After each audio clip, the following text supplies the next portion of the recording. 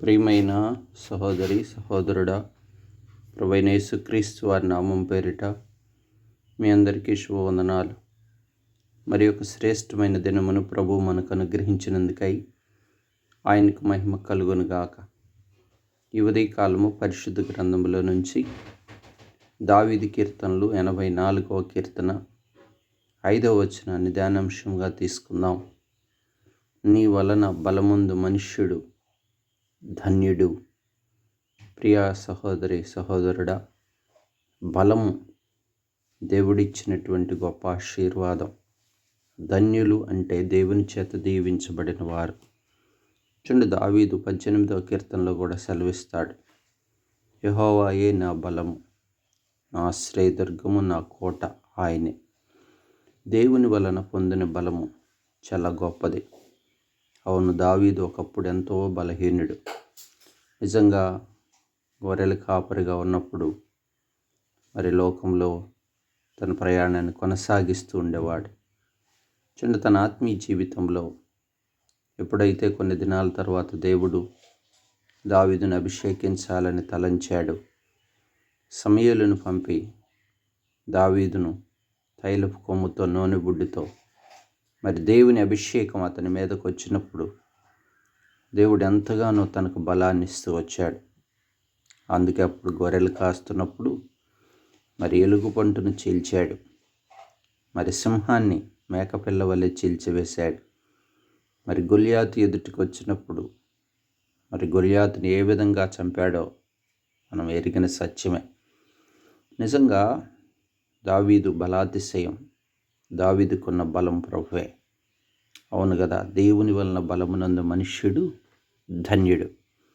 అయితే పరిశుద్ధ గ్రంథంలో ఇంకొక వ్యక్తి కూడా మనకు కనపడతాడు, బలం కలిగిన వ్యక్తి. ఆ వ్యక్తి పేరు సంసోను. చూడండి, సంసోనుకు దేవుడు నాజీరు చేయబడిన మరి పుట్టుకలోనే మరి దేవుని యొక్క ఆత్మశక్తిని, బలాన్ని మరి సంసోనుకు దేవుడిస్తాడు. సంసోను యొక్క జీవితంలో తన యవ్వన కాలంలో మరి ఏ రీతిగా ఆ బలాన్ని మరి అనేక రీతులుగా సంసోనుకి ఇచ్చిన బలం ఎంత గొప్పదో.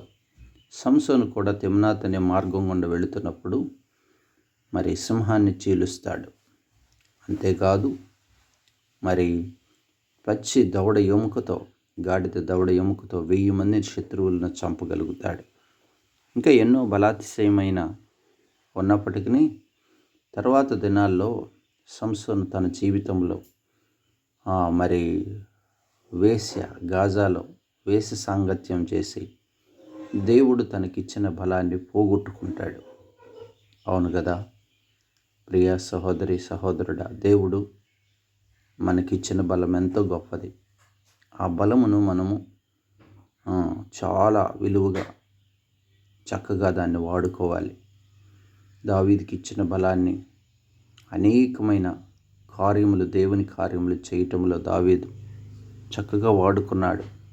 దేవుని కొరకై, దేవుని చిత్తముని కొరకై లోబడ్డాడు. దేవుని చిత్త ప్రకారం ఆ బలాన్ని వినియోగించుకొని తన ఆత్మీయ జీవితంలో ఎన్నో దీవెనలు, ఆశీర్వాదాలు తన కొరకు, తన కుటుంబం కొరకు పొందుకున్నవాడుగా, రాజ్య పరిపాలనలో కూడా తన బలాన్ని చక్కగా వాడుకొని ఆత్మీయతలో వాడుకున్నాడు. నిజంగా సంసోను తన బలాన్ని, దేవుడిచ్చిన బలాన్ని లోకరీతిగా బలహీనపరుచుకున్నాడు. మరి ఆశల్లో చిక్కుకున్నాడు, దురాశలో, బలహీనతలో, వేశ్య సాంగత్యంలో తనకిచ్చిన బలాన్ని పోగొట్టుకున్నాడు. ప్రియ సహోదరి సహోదరుడా, నీకు బలము దేని కొరకు వాడుతున్నావు? దేవుని కొరకు వాడగలుగుతున్నావా?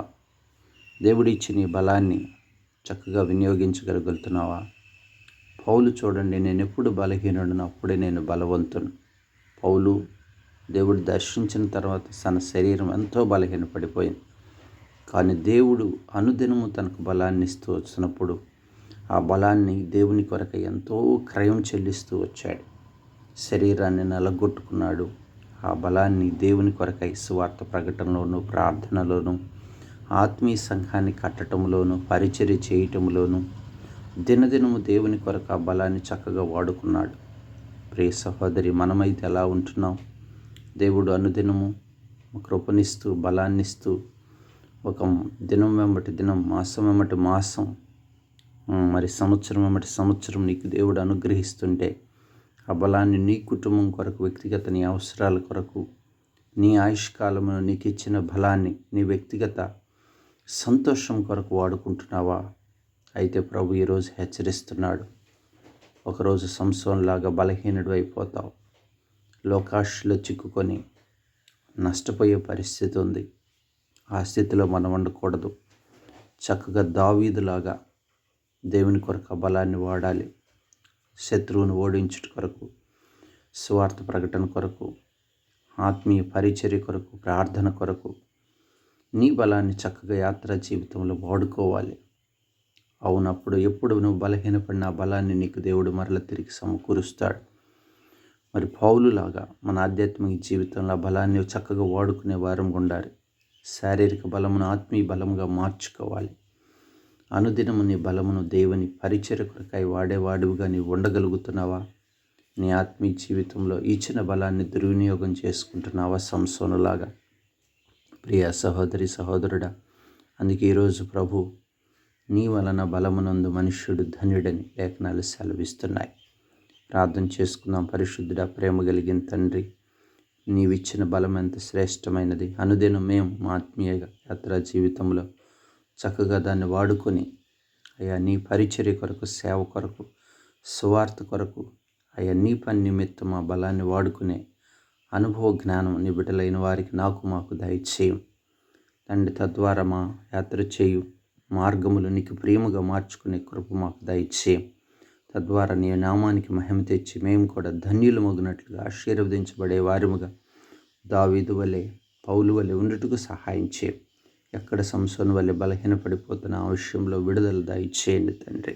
శత్రు చేతిలో చిక్కుకోనక మీరు ఆయుష్కాలమును బలమును దుర్వినియోగం చేసుకునే పరిస్థితుల నుంచి మీరు విడిపిస్తారండి. ఆ శత్రువును సాతాన్ని ఓడించండి తండ్రి.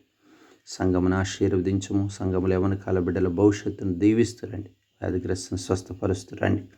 మీ సహాయం కొరకై వేడుకుంటున్నాం. మీ సన్నిధిని ఆశ్రయించుండగా మీరే దయ చూపమని యేసు నామమున ప్రార్థించి వేడుకుంటున్నాం తండ్రి. ఆమేన్.